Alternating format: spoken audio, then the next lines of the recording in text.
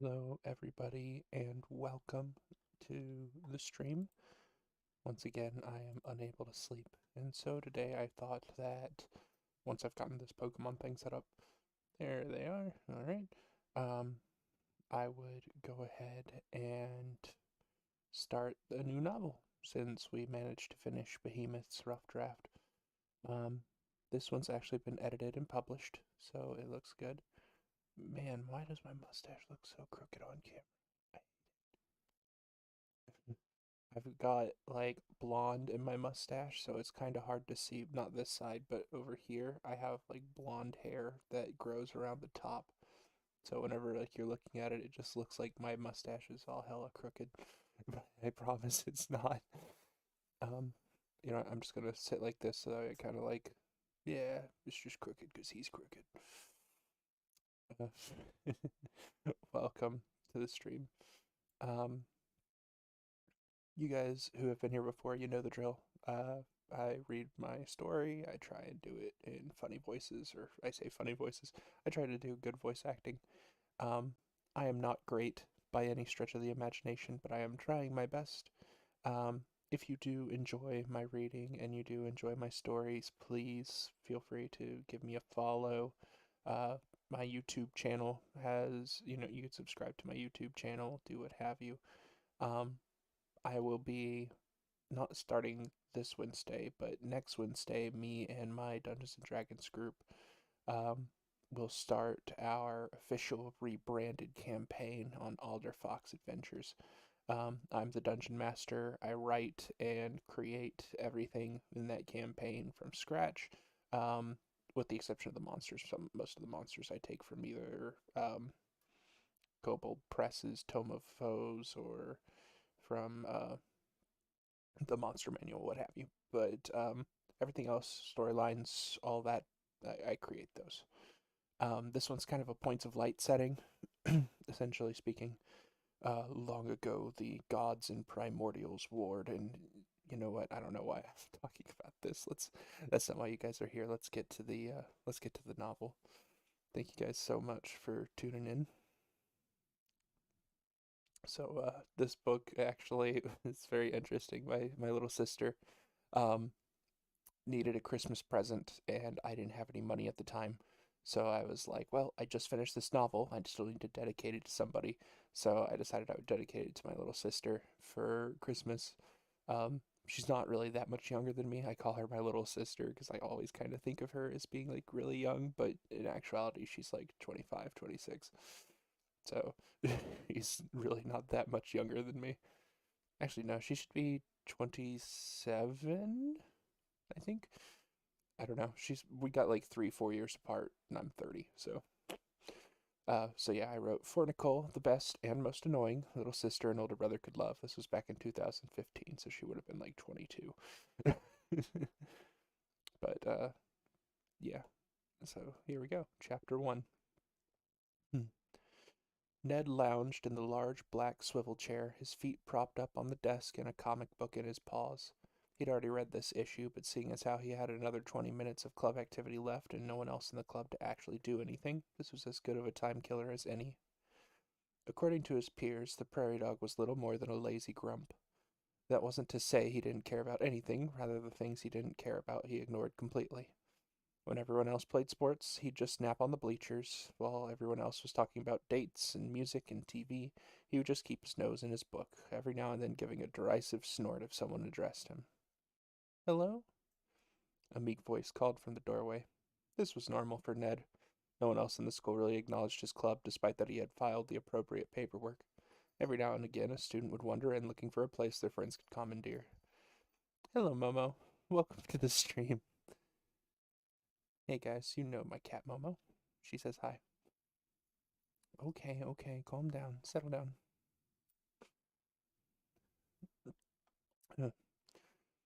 Paranormal Investigation Club meets here. You'll have to find somewhere else, Ned replied, not even bothering to lower his comic to regard the person. I am looking for the Paranormal Investigation Club, the girl assured him. Slowly lowering the comic, his eyes scanned the rather timid-looking rabbit. The anxious blonde stood just in the door, fidgeting with her skirt as her ears twitched. Am I in the right place? Placing the comic on the desk face down, he gave a sigh. I just said that. The prairie dog also would get visits from another type of student. He called them fakes.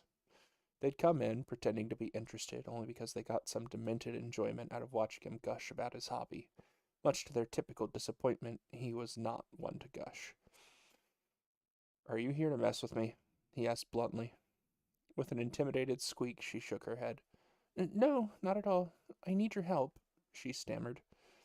The tone of desperation in her voice was what managed to stop Ned from telling her to take a hike. All right, I'll humor you, he answered. What sort of problem are you having? Goblins? Monsters? Kelpies? Ghost, she replied. I'm looking for a ghost. Now that was unusual. You're looking for a ghost? Yes, a specific ghost, actually. Scratching his cheek, he tried to formulate a response to the odd request. Look, he began before the rabbit interrupted him. I'm Laura, she stated, holding out a trembling paw to shake. Ned glanced at the foreign limb with a mix of disdain and apprehension. If there was one thing he disliked most, it was touching. Listen, Laura, he corrected before she interrupted him again. You're Ned, right? I've heard you help find ghosts and stuff. That's what you do, isn't it? Her voice was starting to crack. Every time he tried to talk, she just became more frantic. In turn, he grew more impatient. Laura, he began again. Please, you have to help. Will you let me talk? He shouted. The rabbit let out a surprised yelp before falling silent. Thank you. Now that he had a chance to get a word in edgewise, Ned relaxed. Listen, Laura, I'd love to help. Really, I would, but I'm more in the hunting business. I don't find ghosts. I get rid of them. Understand? She nodded to show she understood.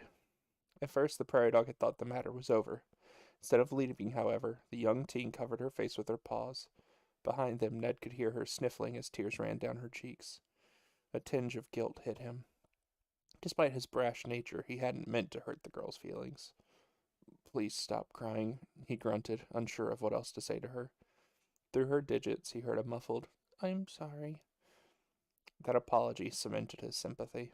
He brought her a chair, setting it beside her. Sit down. Tell me what the issue is. Taking a moment to regain her composure, Laura said, Well, I was always the shy and quiet type. Even in middle school, I kept to myself, because the other kids picked on me. They always teased me for being so quiet. I never had any friends, and I always felt like if I were to disappear, I'd just fade away. They wouldn't even realize that I was gone. Even when I got to high school, they continued to bully me. But then I met him. I don't know his name. He doesn't talk much. He's big, an elephant, and he's dressed in an older version of our uniform. His skin is pure white, and you can see right through his body like looking through a cloudy window. He was sympathetic to me, and he'd always listen to what I had to say. When others would pick on me, he'd scare them off so they'd leave me alone. As we spent more time together, I gained confidence. I began to feel more sure of myself with him around, and soon I started to talk to other people. I even made a few friends. But then he vanished. He stopped showing up as often, and now it's been weeks since I've seen him. None of my other friends know about him. I've kept him a secret from everyone. But I don't want him to just disappear the way I did before meeting him. Please, you've got to help me find him. Ned scratched the back of his head. This was getting frustrating. She seemed like she was being genuine. What's more, there was something in it for him as well.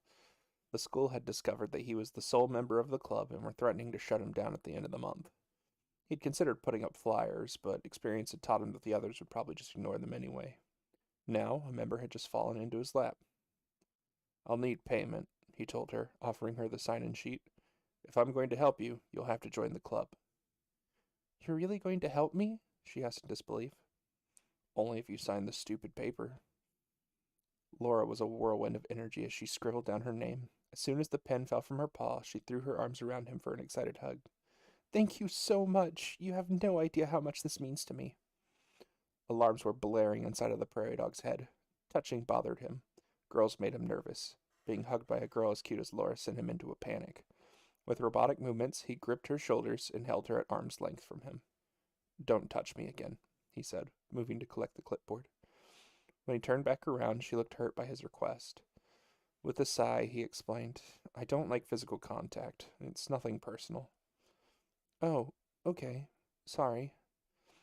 Anyway, first things first. We need to figure out who your ghost friend is, or rather was.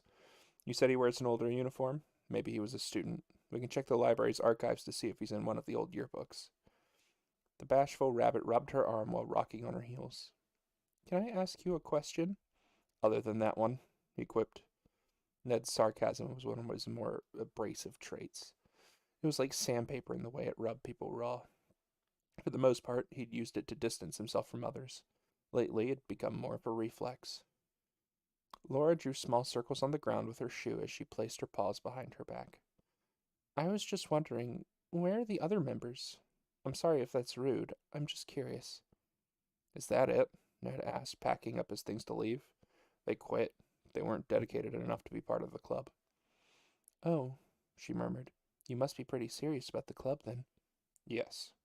But don't you get lonely? Ned froze, his tail puffing up. He'd hoped he wasn't that transparent. How could she have known?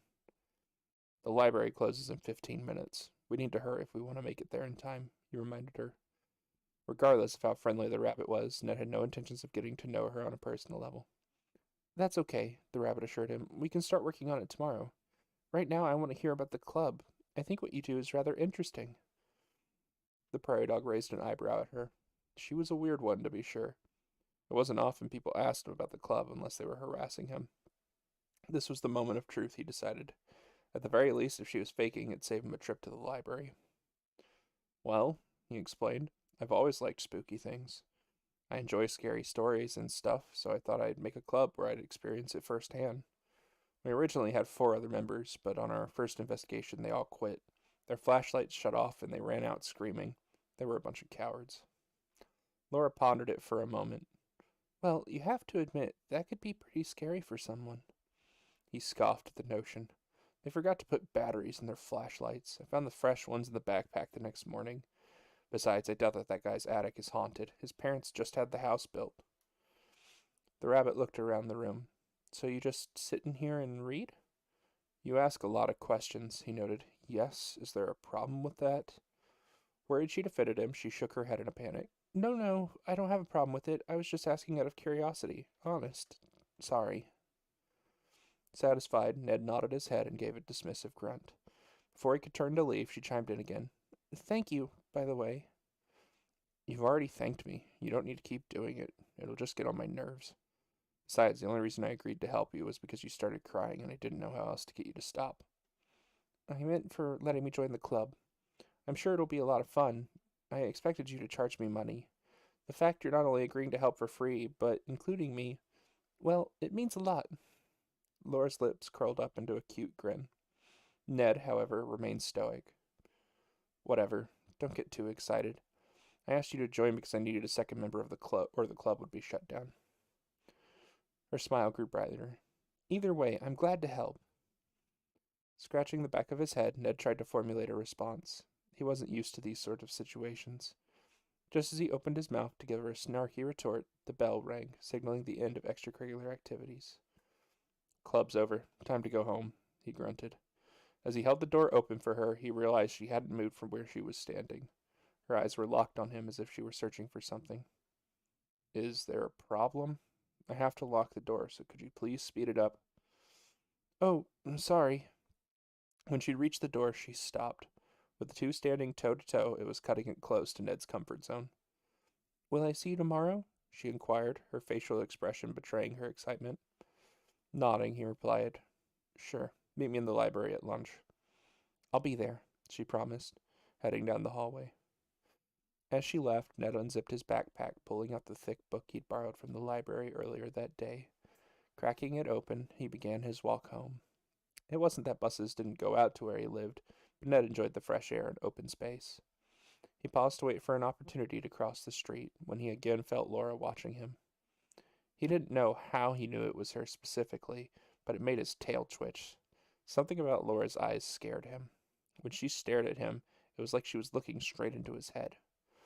Which is why, when the light signaled that he could cross, he kept his nose in his book and hurried home. As you guys may notice, these chapters are much shorter. This book was originally written for middle school students. So, um, yeah, you'll probably find it to be much shorter. Hold on. I got a buzz. I'm just making sure that it's not my roommate telling me I'm being too loud. I tried to keep quiet. I just wanted to make sure. Okay, all clear. Uh, Turning the key in the lock to his house, Ned slipped inside. I'm home, he called, though he knew no one was going to respond. His older sister wouldn't be back home until late. Tossing his backpack onto the couch, he sank into its cushions, once more cracking open his book. What had caught his eye was the title, Paranormal Mysteries. While the book itself wasn't bad, it wasn't very good either. Most of the eyewitness testimonies were bogus and vague. They didn't ever go into detail about what they had seen, or they seemed too scared or excited. He knew that if he'd witnessed the ghost of a dead relative, he'd be a bit more gloomy at the prospect. It was because of these sorts of people that Ned kept to himself. If he had to put what was wrong with them in words, he'd say that they were much too concerned with what others thought of them. Honesty, he felt, was the best policy. If his directness hurt others' feelings, that wasn't his fault. They were too sensitive. His thoughts drifted from the book to the mysterious Laura. He still couldn't believe that such a cute girl was ever picked on. Then again, her shyness did make for an easy target. Again, he could feel her watching him, even though he knew that was impossible. These sensations sparked an interest in Ned. Something was different about the young rabbit. He just needed to discover what it was. For now, though, he had nothing better to do than to lay and read his book. Ned's eyes began to grow heavy, and before long he was dozing peacefully. As he fell into a deeper sleep, he could see images flashing before his mind that caused him to toss and turn. He felt himself tumbling through the darkness of his mind until he landed on his feet in a way that was too gentle for his fall. He found himself on the street outside his house. A creaking sound floated in the air as he searched for its source. In front of him he spotted a figure, a frog woman with legs crossed beneath her. In her lap she held an old-fashioned gramophone and continued to crank it. "Excuse me," he called out to her, taking a step closer. "Who are you?" She said nothing, instead continuing to wind her machine. Even though she seemed intent to continue forever, no sound escaped from the wide floral tube, not even the scratching of the needle. Ned took another step, but the frog stayed just as far away. He hadn't seen her move, but he couldn't get closer to her. Soon he was running as fast as he could. He didn't know why he felt desperate to reach her, just that it was important. When at last his lungs burned so much that he collapsed on all fours, he knew he couldn't reach her no matter how hard he tried.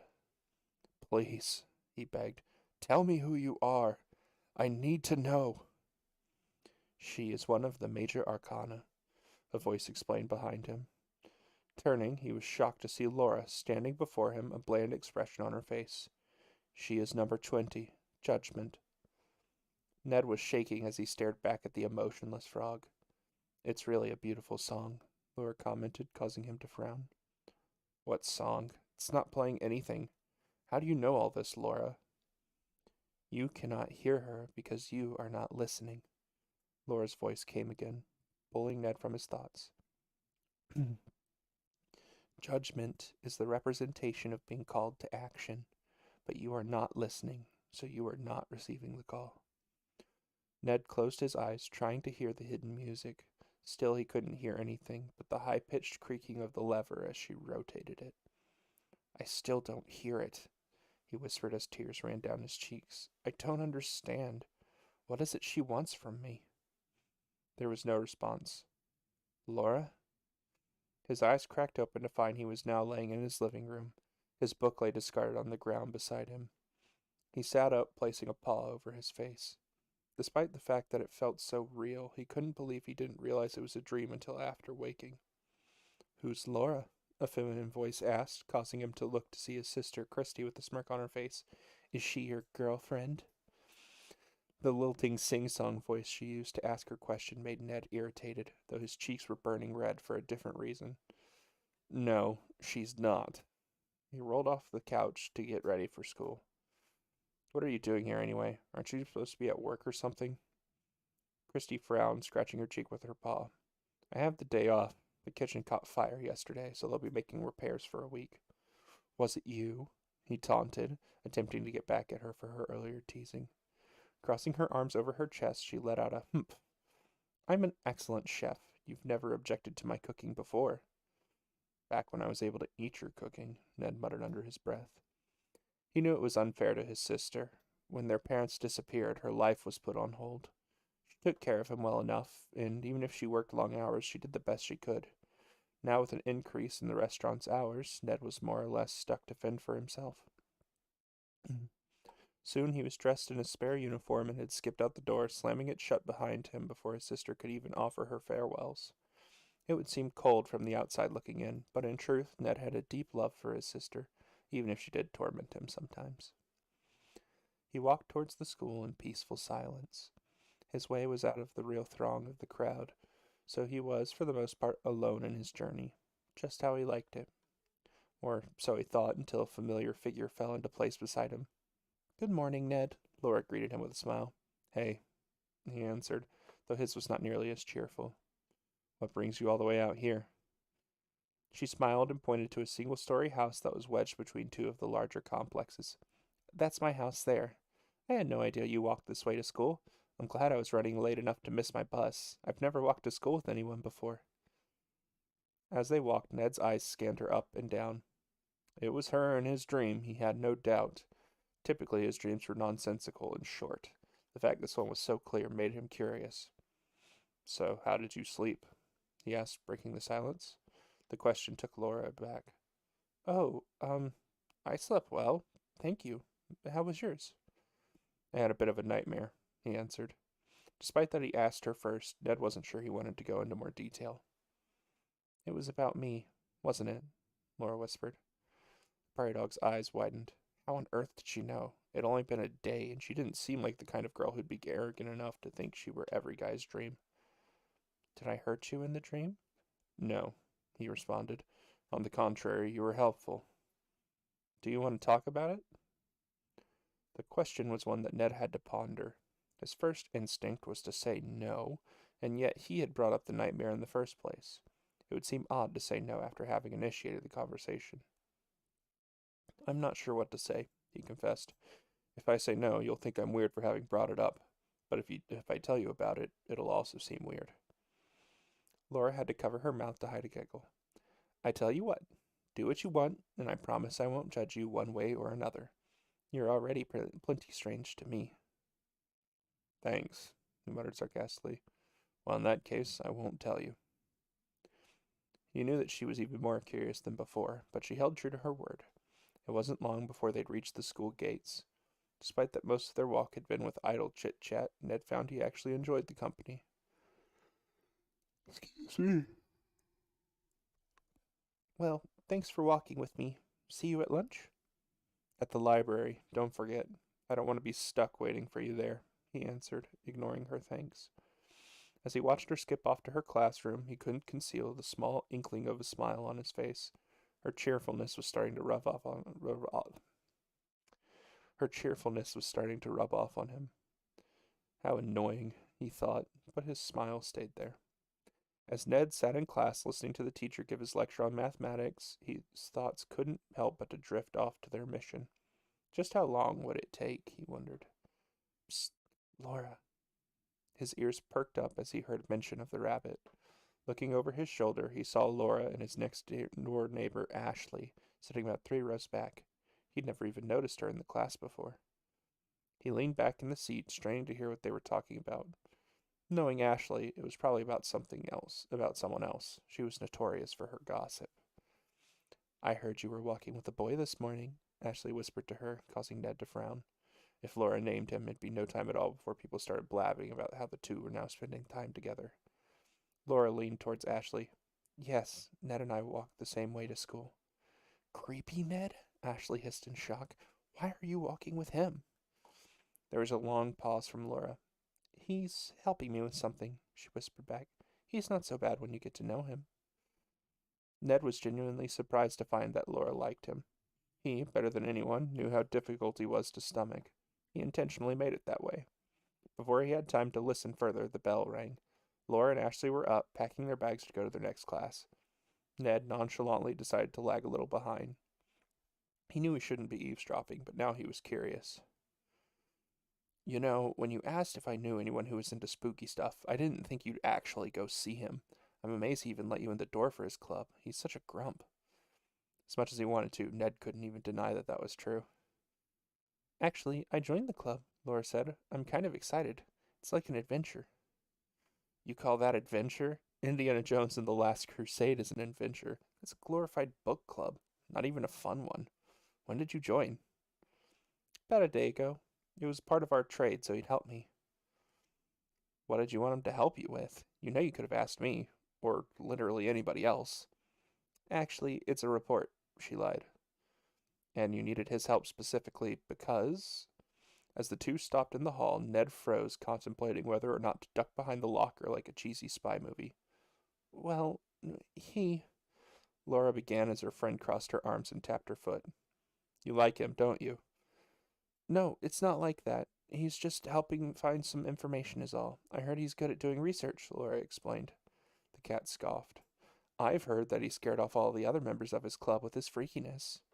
He didn't. They scared themselves. He told me they forgot to put batteries in their flashlights when they went on a field trip. Laura was sticking up for him. Well, of course he would say that. He's trying to manipulate you into joining that club for him. I swear, how can someone so smart be so dumb at the same time? Ashley clutched her books tight and stopped at her locker. Ned could see his breath as a cold mist just before Ashley was toppled by an invisible force onto the hard tile. Ashley, are you okay? Her friend asked, rushing to her side. Was that the ghost they were looking for? If so, this was bad news. Ashley nodded, standing back up. Yeah, I'm fine. I guess I just lost my balance. It felt like something tripped me. Ashley winced as she put some weight on her ankle. I think I sprained it or something. Come on, let's get you to the nurse's office. As the two hobbled off down the hallway, Ned could feel a presence watching him. This didn't feel like a normal creepy haunting anymore. It felt like trouble. Chapter 3. Just as Ned had assumed, Laura was late meeting him in the library. He'd already started scouring the school's yearbooks for the mysterious elephant friend of hers, before realizing the futility of the task, since he had no idea what the ghost looked like. His hand hovered over the computer mouse before he opened up the public records for incidents involving the school. He was surprised by how much was present within the historical archives. Fires, floods, and everything in between had happened at least once in the school's century-old history. Part of him almost regretted having taken the case, but at least it was something to do. The chime of the bell above the library's door signaled that someone new had entered, and looking up, Ned noticed Laura, out of breath and rushing straight towards him. You'll never guess what just happened, she gasped as she dropped her satchel on the table beside him. Ned looked at her, waiting for her to continue. He couldn't let on that he had been following them when it happened. When Laura didn't, he sighed. Fine, I'll bite. What happened? My friend Ashley got hurt today. Ashley? He asked, playing dumb. Ashley Felix, the cat. Oh, her. I'll try to remain sympathetic, he replied. Ashley says she tripped, but there wasn't anything there for her to trip on. I'm pretty sure this was the work of the ghost. She had just said something kind of mean to me, but it doesn't make sense. He doesn't hurt anyone. Typical Ashley maneuver. Being mean, that is, not tripping. Well, let's look at the evidence. Did anything odd occur before she fell? The rabbit put her paw to her head as she tried to remember before nodding. Yes, I remember it became very cold all of a sudden. I was able to see my breath in the hallway just before she fell. So Ned hadn't imagined it. There was definitely a cold spot. Was she injured when she fell?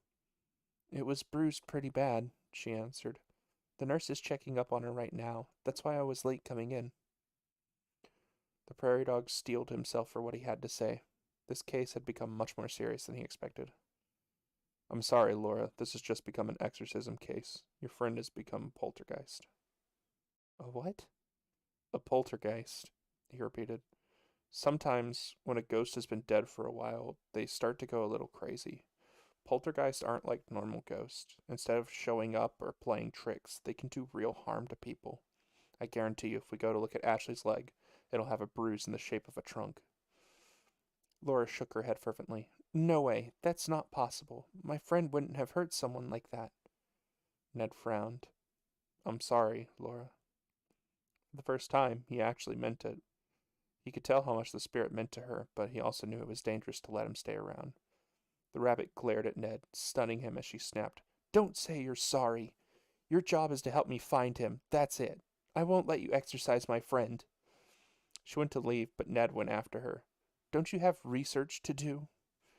Now she was crying again, and like last time, it softened the prairie dog's cold shell.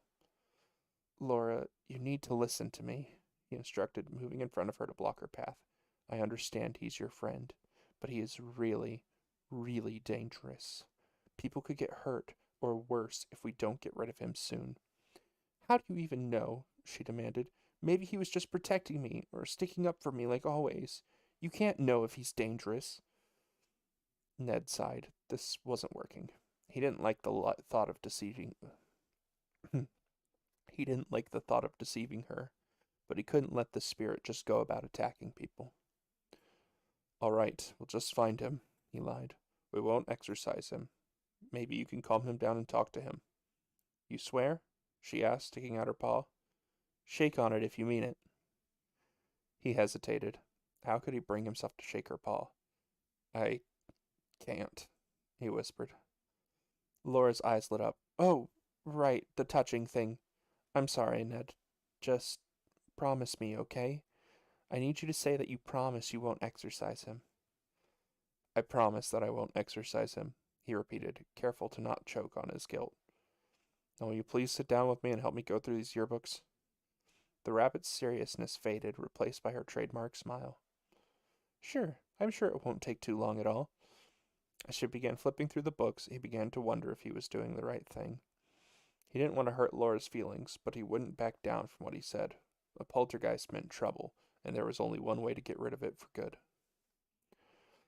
The two spent all lunch flipping through the books without much luck.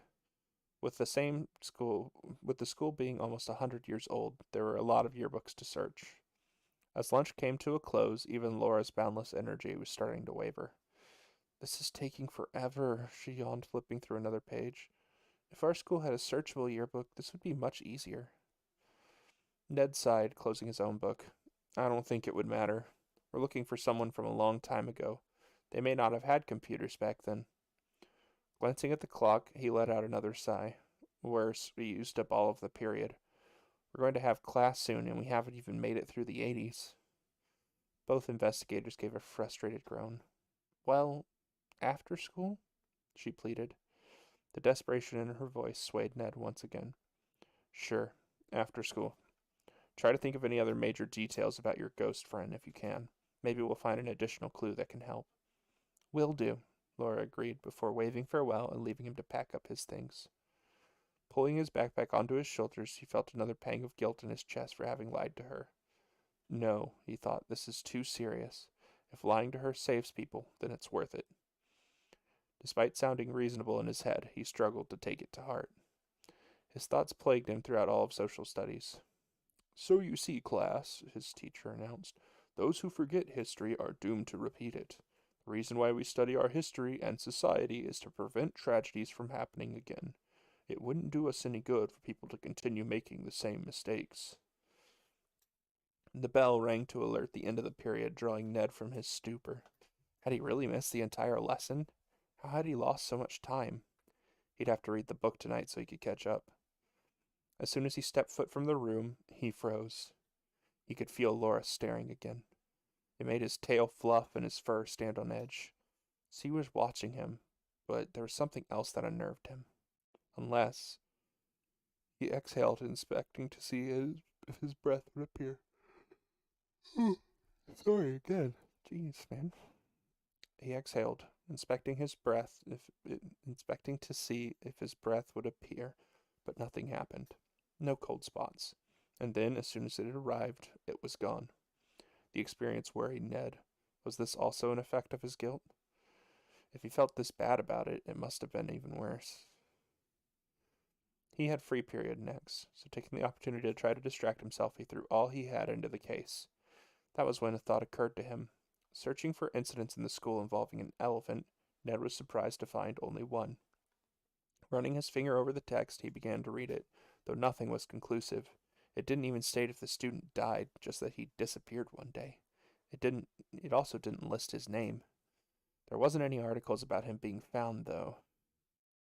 Did something happen? Laura asked behind him, causing Ned to turn towards her with such a start that he fell from his chair.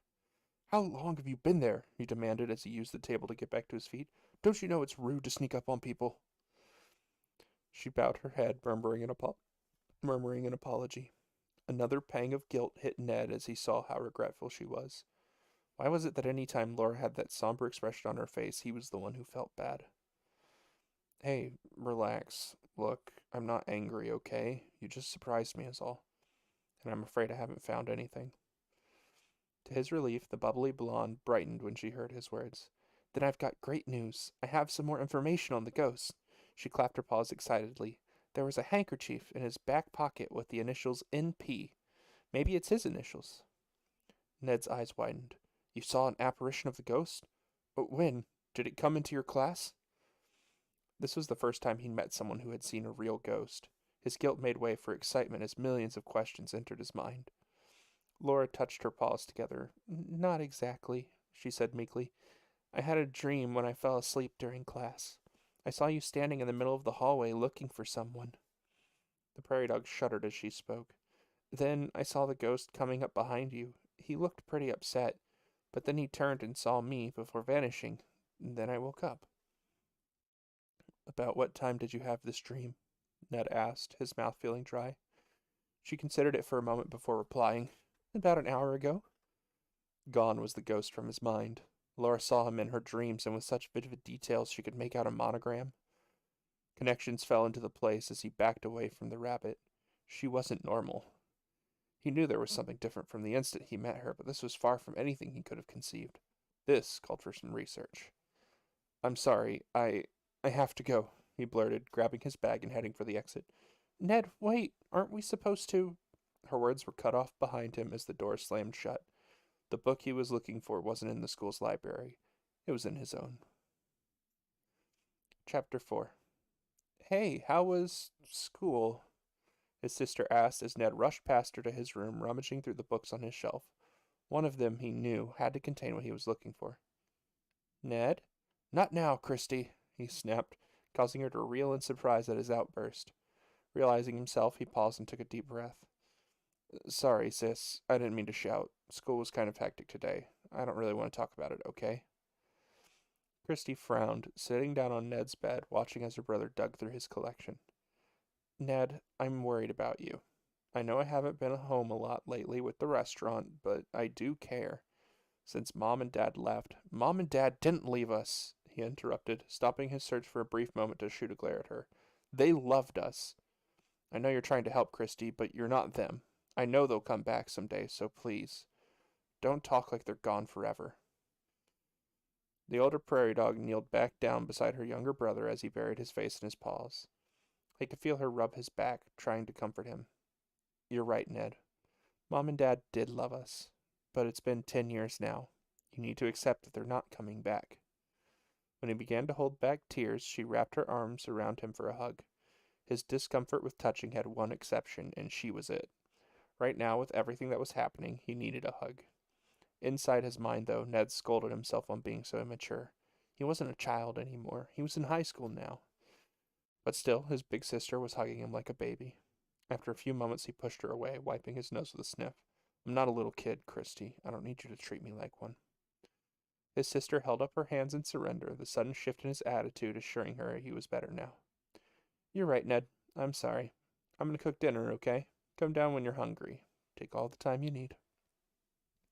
As she left, Ned turned his attention back towards the bookshelf. He'd let himself be distracted for a moment, but now his focus burned twice as hot. When his claw rested on the spine of his paranormal encyclopedia, he plucked it from the shelf and opened it in his lap. After a few quick flips of the pages, he found what he was looking for. ESP. ESP, he read aloud, or extrasensory perception, is the ability to gain information and observations with only the use of one's mind. Also known as the sixth sense, It comes in many forms, including astral projection, precognition, retrocognition, clairvoyance, telepathy, clairsentience, clairaudience, clairalience, claircognizance, clairgustance, and channeling. Ned grabbed a blank composition notebook and began writing down the words. He'd heard some of them before, but the others he wanted to check in more detail. If his hunch was correct, Laura had some explaining to do. Just as he started to research more into ESP, there was a loud thud at his window that caused him to jump. He was starting to get sick of all of these starts. It probably wasn't good for his heart either, he decided. Going to the window, he unlocked the hatch and lifted it open. Looking across to Ashley's house, he was shocked to see both her and Laura framed in her windowsill. Laura, you asked Ashley to show you where I live? Hi, Ned, Ashley called lazily from the window, waving. Hi, Ashley. Trip over anything lately? The cat shot Laura a glance that caused her to blush. Guess it was supposed to be a secret. It's fine. Just a minor sprain is all. Nurse says to keep off of it for a few days. I'm tough like a tank after all. And just as stubborn, Ned thought. Anyway, I'm just doing my friend Laura here a favor. She was awfully concerned about you after you just ditched her at the library. Considering that she's your only friend, you should probably be nicer to her. You know, I don't appreciate you shooting rocks at my window with your slingshot. What if you'd gotten glass on my bed? He protested. Don't you already sleep on a bed of nails? The cat taunted. From now on, I think I'm going to call you Pugsley and your sister Wednesday.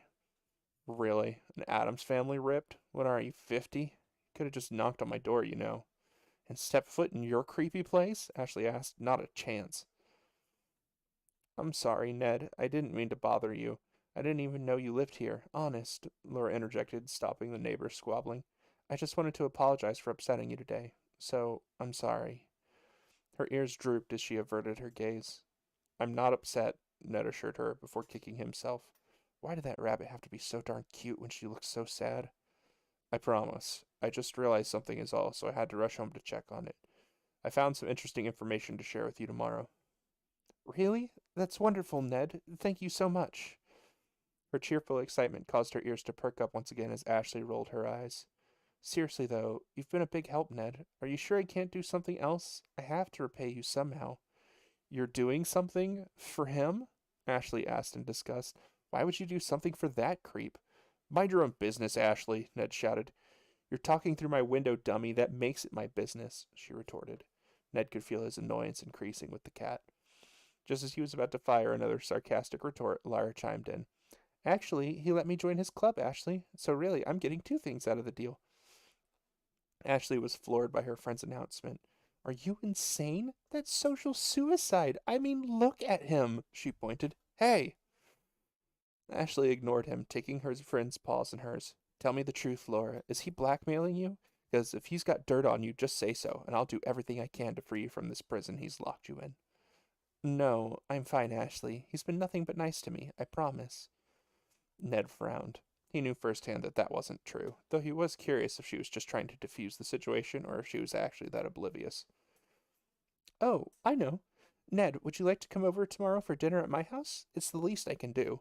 Oh, come on, Laura, Ashley protested. I suppose I could. I'll have to ask my sister if that's okay, but I'm sure she'll be fine with it. I don't want to be too much trouble. Under normal circumstances, Ned would have declined, but it was worth it to watch his rival squirm. No trouble, Laura promised. I just wanted to thank you for all of your help. Ned couldn't help but worry that after he brought up what he'd discovered tomorrow, Laura may retract her invitation. He could wait to bring it up at her house. Perhaps that would be better anyway, so if she did laugh him out of the building, at least she wouldn't do it around everyone. Ned, dinner, Christie's voice called from downstairs. Just a moment, he called back. I'll be there, Laura, I swear. The rabbit beamed at him. I'll let you eat, she said, moving away from the window. See you tomorrow, okay? See you then, Ned replied. As her window shut, he could see Ashley making faces at him in the window, and it took all of his willpower not to respond in kind. Instead, he slid his window closed and went downstairs. Chapter 5. As Ned sat down at the dinner table, his sister gave him a smirk. So, was this the Laura you were talking about in your sleep last night? Really, Christy, you were listening to us? Ned asked as he flipped another page of his book before munching on a forkful of salad. Just trying to make conversation. She seems cute. I guess so. She's cute in the same way that a naive toddler is cute, if anything. Mm-hmm. I'm sure you dream about cute toddlers all the time. Shut up. It wasn't that sort of dream. She just happened to be in it. It didn't have any special meaning at all, he retorted. That was a lie, of course. He was still trying to piece together what it all meant. I don't know. I think there's something special about her, Christy teased. I can sense it. Without even thinking, Ned blurted, That's because she's a psychic. A what? Christy asked. Ned swore under his breath. His sister was highly skeptical about anything paranormal. He'd hoped she'd drop it, but when he realized she wouldn't move on until she got an answer, he sighed. A psychic, he repeated, knowing this wouldn't end well. Christy's fork clattered to the plate as she frowned at her younger brother. Ned. Christy, I know what you're thinking, but... Dang it, Ned, when will you grow up? She shouted, taking him aback from that change in her tone. I'm trying to understand you. Really, I am. I know that you're looking for some reason why our parents left. They didn't leave. Yes, they did, Christy argued, causing Ned to fall silent. Don't you get it? They just took off. You heard the police. There was no struggle. They just walked out the door and they aren't coming back. There is no reason why they left, Ned, other than the fact that they plain just didn't care about either of us. All of your talk about psychics and ghosts is your way of coping. I get that, but you need to wake up and join the real world, Ned. Ned glared at his sister before closing his book and running up the stairs with it. Already angry tears were forming in his eyes as he slammed the door behind him before lying on his bed. He knew he was right about this. His parents would not have just abandoned them. He just wished Christy knew that, too. Ned buried his face in his pillow, burrowing into the covers to hide from the world. He knew that his parents didn't leave. They wouldn't have. Glancing down at the book that lay beside him, he grabbed it and hurled it across the room where it fell with a clatter. The worst part about the argument he had with his sister was that he wasn't even sure she was wrong about his hobby. Maybe the Paranormal Investigation Club was just a way to cope, just like the way he isolated himself. After much time, the prairie dog had cried himself to sleep and was once more trapped in a dream. This time, however, he stood outside of the school. Hanging like an ominous cloud in the sky was Judgment, this time her hand cranking furiously against the lever of the gramophone. I'm sorry, he apologized. I still can't hear it. Why can't you just talk and tell me what to listen for? This seemed to make the frog even more irate. Her hand was a blur as Ned still strained as hard as he could to hear even the faintest sound. He felt as if he were going to cry all over again. He could never even dream of what the music would sound like, but he knew in his heart that it would be breathtaking. He needed help, and so he began to look for Laura. She could help him, just like last time. Laura, he called, walking along the street, attempting to ignore the glare beating down on his back from Judgment. Are you here somewhere? I thought you might be able to give me more advice. High above him, small wisps of light rained down one after another, vanishing before they hit the ground.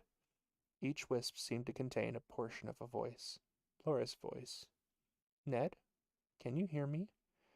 Yes, but where are you? He asked as more of the light fell. Was this also part of Laura's power? I don't know, she admitted, but I can hear you calling me from far away. I need to know. How can I hear her music? He pleaded. Judgment is still calling me, but I can't hear her at all. For a moment there were no lights, but then, like a fierce hailstorm, they came crashing to the earth. I don't really know what you're talking about, Ned, but my heart is telling me the right answer is there. You just have to find it. He sighed, taking another longing look at the gramophone. And Ned? Yes, he asked, turning back to face the lights.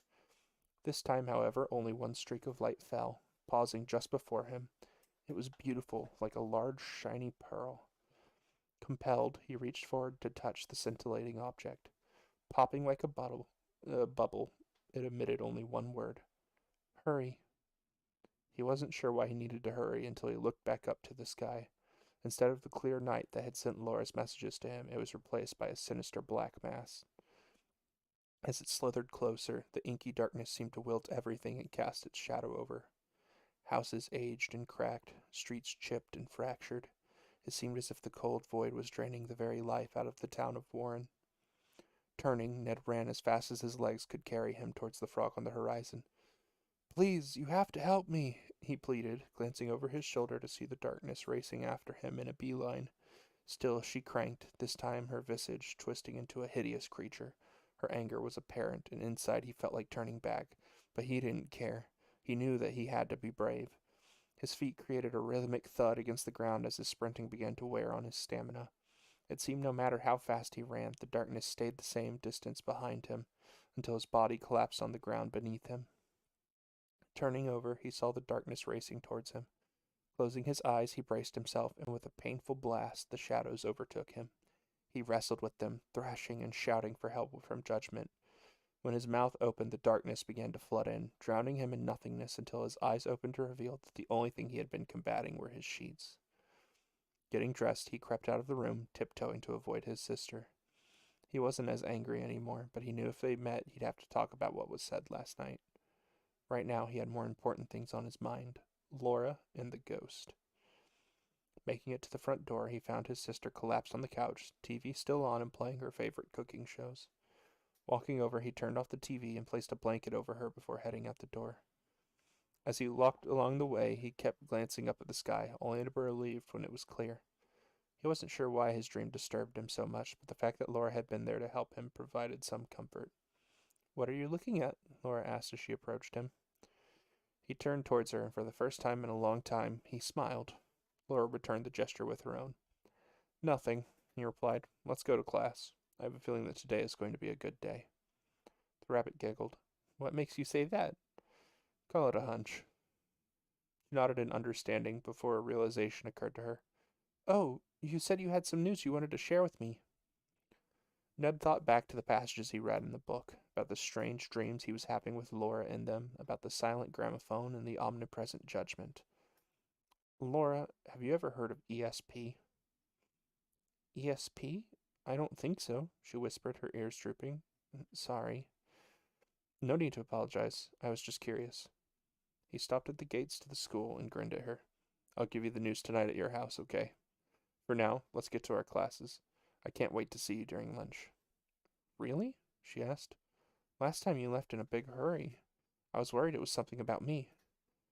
"Sorry about that. I just have a lot on my mind," he explained. "I promise, this time you'll have my full attention. Consider it my thanks." "Thanks for what?" He simply grinned. "For helping me." And with that, he left, leaving a confused Laura scratching her head in an attempt to understand what he meant. All right. Let's do one more chapter, and then we'll call it for tonight. Chapter 6. All morning, Ned wore that grin on his face. He wasn't sure how it got there or how long it would be until it left, but he didn't mind. One thing was for sure. The classroom took notice. It was not something that made them comfortable. But it soon faded when he stepped out of the classroom, only to be greeted by a blinding flash. "Ned Gunnison? Rocky Nelson in the Warren High journals. We've heard a tasty secret that you and Laura Peters are working together on some sort of secret project." Rubbing the graying blue blobs from his eyesight, Ned growled at Rocky. Was that picture really necessary? Since when did gossip writers take pictures for their column anyway? "It's the talk of the school," Rocky explained. "Creepy Ned and shy Laura. People can scarcely believe it." "Ashley talked to you, huh?" "I refuse to reveal my sources," he smugly replied. It was definitely Ashley, then. "But you never answered the question. Can you confirm that you and Laura are working on a project together?" "No comment," Ned grunted, pushing past him. He'd hoped that caused the raccoon to stop following him, but instead Rocky just fell into place behind him. "So what sort of project are you working on?" "No comment." "Ashley, I mean my source, says that you're working on some kind of history project." "No comment." "Which is interesting because I talked to your history teacher and he didn't assign any sort of project that involves researching old alumni." "Rocky, go away. It's no one's business what goes on between Laura and I." "Aha!" he exclaimed, clapping his paws together before pulling out a notepad. "So you're saying that there is something going on between you and Laura." He immediately began scribbling down on the paper before nudging Ned with his elbow. "I must admit, she's pretty cute. How'd you manage that, you sly prairie dog, you?" "Look, Rocky, I'm about to feed you that pat if you don't leave me alone. Laura's a part of the club and we're working on a project. That's all you need to know, and that's all I'm going to tell you. Capiche?" The raccoon held up his paws and took a step back. It wasn't often that Ned attempted to intimidate someone, but this was a special occasion. He knew if Rocky sniffed out a story, he would hunt it into the ground. "Okay, okay. She's part of your club, you said?" "Drat." Ned mumbled under his breath before turning on his heels and walking the other way from Rocky. Noting that the raccoon was still following him, he growled in frustration. Why are you following me, Rocky? Hey, you don't own the hallway. I'm just going my way, which, coincidentally, is on a similar path to your way, he argued. Ned didn't believe that for a second. Sure enough, when the prairie dog took a turn towards the lunchroom, so did Rocky. And when he took a second turn towards the library, and a third, and a fourth. You are following me, Ned protested, turning to face the reporter, who had a sly smirk on his face. Like I said. No, no, no, the prairie dog interrupted. You just followed me, and I can prove it, 'cause I just walked in a circle to see if you were. The raccoon was stunned. He'd been far too concerned with tailing Ned to realize. So stop it. Last warning. What's your problem, Ned? I'm just trying to do my job, you know. You don't have to be such a bully. I'm not. I just don't want to be followed. Leave me alone, or else, he threatened. Whatever had given him the spirit to intimidate Rocky was gone now. The raccoon was at least a head taller, and they both knew it. Or else what? He sneered. Ned took a deep breath before plucking Rocky's notepad from his paws and running towards the nearest garbage bin. The raccoon was hot on his heels, but stopped as soon as he realized what the plan was. All right, Ned, don't trash it. I'll stop following you. Just give it back. You swear? Promise. Ned nodded and held out the pad towards the raccoon. Just before the handoff, the prairie dog turned and threw it as hard as he could down the hall at the last second, causing the reporter to glare at him. Real frickin' mature, Ned. Real mature. As soon as he walked past, Ned rushed down the hall, ducking out of the way so Rocky couldn't follow him again. He knew better than to trust the reporter on his word alone. Taking a few more paths, he heard the lunch bell ring, signaling that the rest of the student body was eating, up until the point where the bell came to an abrupt stop. The prairie dog felt an icy wind flow through the hall as his breath turned to mist. Oh no, he muttered under his breath as the overhead lights began to flicker. He walked forward, his heart already pounding in his chest. An eerie screech followed behind. When he glanced over his shoulder, he could see the elephant apparition approaching him at a slow pace. The screeching sound he'd heard was the sound of the elephant's tusk, dragging against the lockers, which began to open one after another as he passed. Bully. The elephant groaned, just loud enough that Ned could hear it. Bully. He uttered again, this time louder than before. Ned began to walk backwards as the ghost's pace quickened. Bully, it repeated, growing louder each time it said the word. Bully, bully, bully. The last one was a loud trumpet that caused the lights overhead to shatter, sending sparks raining down on top of them. That was all the convincing Ned needed. The prairie dog bolted down the hall in an attempt to escape. His legs moved as fast as they could carry him while he continued to hear the large creature stomping behind him, charging with all its might. The ghost was catching up to him, and it was then that the prairie dog swore he'd finally start exercising. Why are you doing this? Laura said you were peaceful. Bully, the elephant bellowed, not but a few yards behind him. Ned rummaged through his mind to find all he could about Ghost. He didn't have time to try to exorcise it, but maybe he could temporarily banish him. He could use salt to repel it, but he didn't just carry handfuls of salt in his pockets.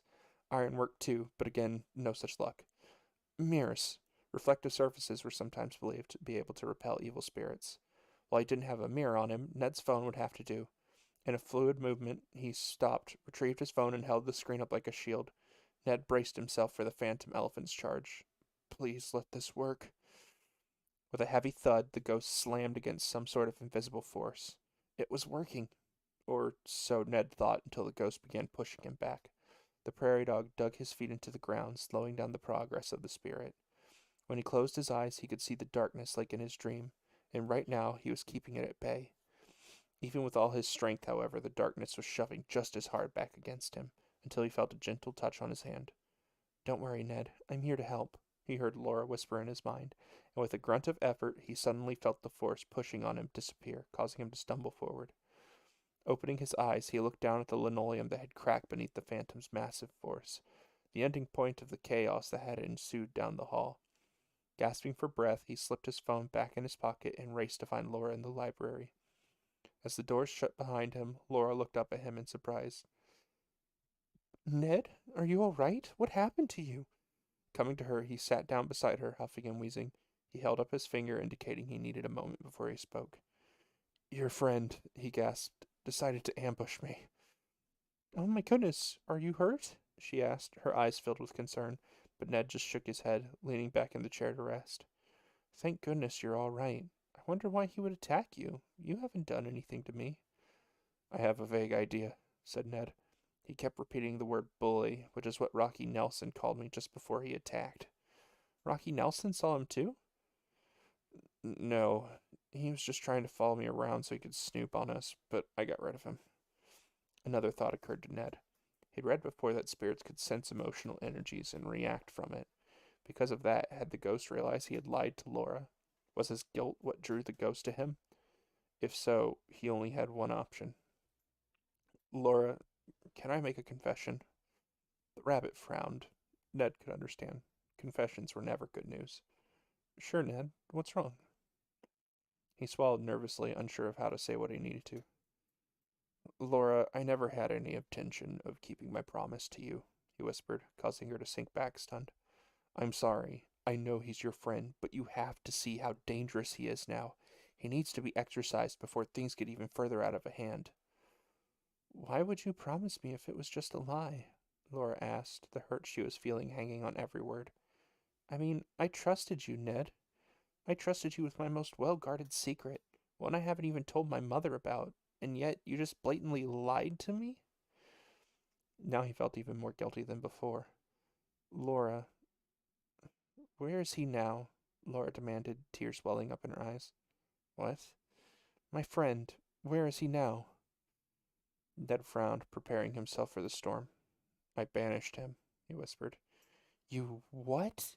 She growled. You exorcised my friend after you promised not to, and you did it without even telling me first? How could you, Ned? Laura, I didn't exorcise him. I banished him. What's the difference, Ned? He's still gone.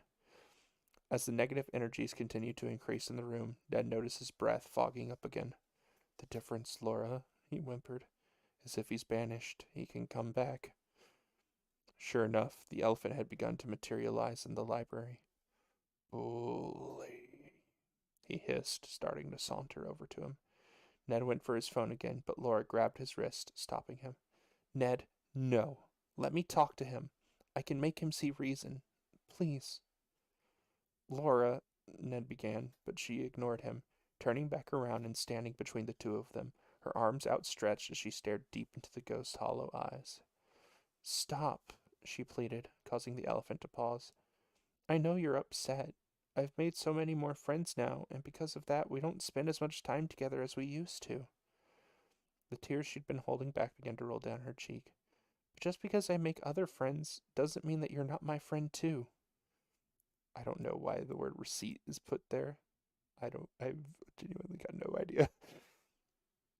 Laura, get out of there. The elephant crept towards Laura, but she continued to try to talk to him. That guy behind me is Ned. I know it probably hurt when he banished you, but he only did that because he was scared. But you don't have to scare people anymore. The elephant's eyes looked to Ned over Laura's shoulder, then back to the rabbit. The rabbit smiled through her tears as the elephant's trunk pulled back from her, and she gave a soft sigh of relief. The ghost groaned before slamming his powerful snout into Laura's side, lifting her off the ground and tossing her into the bookshelf. Her body sank to the ground, slumped over like a doll. Laura! Ned cried, rushing to her side. To his relief, she was still alive. Her breathing was heavy, and she was visibly in pain. As the elephant began to stomp towards them, he tossed aside tables and chairs between them, sending pencils, pens, and chalk scattering everywhere. Please, stop, Laura begged him before wincing. Thinking quickly, Ned grabbed a piece of chalk and immediately began to trace a circle around Laura and himself as the elephant came closer. Come on, Ned muttered, working quickly to finish it just as the ghost was drawing back to strike them again. What are you doing? Laura asked him weakly. Making a protection circle, Ned explained. Ghosts can't cross into the chalked line. As if to confirm what he was saying, the elephant's trunk slammed towards them, stopping just inches from Ned's cheek. This will keep us safe for a little bit, he assured her. The elephant furiously pounded on the invisible wall, letting out an angry trumpet as Laura pressed herself tightly against Ned in fear. Why won't he listen to me, Ned? She asked. Why was he my friend before, but not now? The prairie dog looked up at the large ghost, keeping himself absolutely still to avoid falling out of the circle. Like I said before, Laura, he's not your friend anymore. When ghosts are in this world for too long, the negative energies they feed on get to their head. He's a poltergeist now. That's why we need to perform an exorcism. But I don't want you to kill him, Laura sniffled. The pieces began to fall into place as Ned glanced down at the timid rabbit. Laura, an exorcism doesn't kill him. It helps him pass on. All those negative energies that make him crazy are removed, and he moves on to whatever awaits us after death. She looked up at him, rubbing her eyes with the back of her paw. Really? She asked. Really, he assured her. I know you don't want him to disappear, Laura, but look at him. The elephant stomped his foot again, letting out another angry trumpet. He's suffering. Whatever was left of your friend isn't there anymore. Laura's hand reached down and rested on Ned's. All right, she finally surrendered. Let's exorcise him. How do we do that? We have to find what's tying him to the world. Sometimes it can be unfinished business, or perhaps his remains weren't properly buried, he explained, flinching as the elephant's huge weight crashed against the ethereal barrier. What do we do to make him leave now? I'm not sure, Ned admitted. Normally we'd have to use some salt or something to get rid of him, but with the chalk circle we can't go anywhere. Just then the bell rang to signal the end of lunch, as the elephant roared, shielding his ears. The two investigators watched as he simply vanished from sight, leaving them both sitting in the carnage of the library. Or we just wait for lunch to end? Laura took a deep breath, waiting to see if the ghost would come back. When he didn't, she finally realized that she and Ned were touching. Sorry, Ned. I know you don't like physical contact. He blinked, not even having realized it until she mentioned it. It's all right. I don't mind that much, he whispered. She smiled warmly at him until another wave of pain ran through her side, causing her to flinch. You're hurt pretty badly. Come on, let's get you to the nurse. He helped her to her feet, but after a few steps, she nearly collapsed again. I can't walk. I think you may have cracked something, she whimpered. Ned sighed. He knew what he had to do, and he was not looking forward to it. Turning away from her, he crouched down. Wrap your arms around my neck. I'll carry you on my back to the nurse's office. Laura's cheeks burned a bright red. But what if someone sees? I don't care. Right now, you could be seriously injured. There are more important things at stake than popularity, which, let's face it, I don't have anyway, he retorted. The rabbit nodded, clinging to him as he lifted her up. Besides, it'd be best if we weren't here when the librarian gets back from her break. And that's where we're going to stop, guys, is chapter 7. Thank you so much for tuning in with me while I read Warren High. This was a bit of a passion project of mine that I worked on whenever I was an employee for a special needs private school called Focus Academy. Um, I I love working with kids who have social disorders. Um, I myself have autism and Asperger's, although I'm very high functioning. Um, but I've always wanted to help people, and some of you who are more familiar with these things might notice that some of these characters are displaying traits that are very common with autism or other social disorders, and that's intentional. Whenever I wrote this book, I wanted it to be a way for parents to read it with their kids and kind of have an understanding of the way that people with social disorders kind of think or act and the reasons why they behave the way they do sometimes. Um, I'm really, really glad that you guys tuned in. I hope that you've enjoyed it thus far. Um, I'll start reading more of it the next time, and I am happy to announce that this is not the only book in the series. The book that we will probably read after this will be the second book, which, in my opinion, is much better. But this is still my first foray into like actual novel writing for middle school ages. So I hope that you guys enjoyed. Feel free to leave a comment in the chat or in on the YouTube video.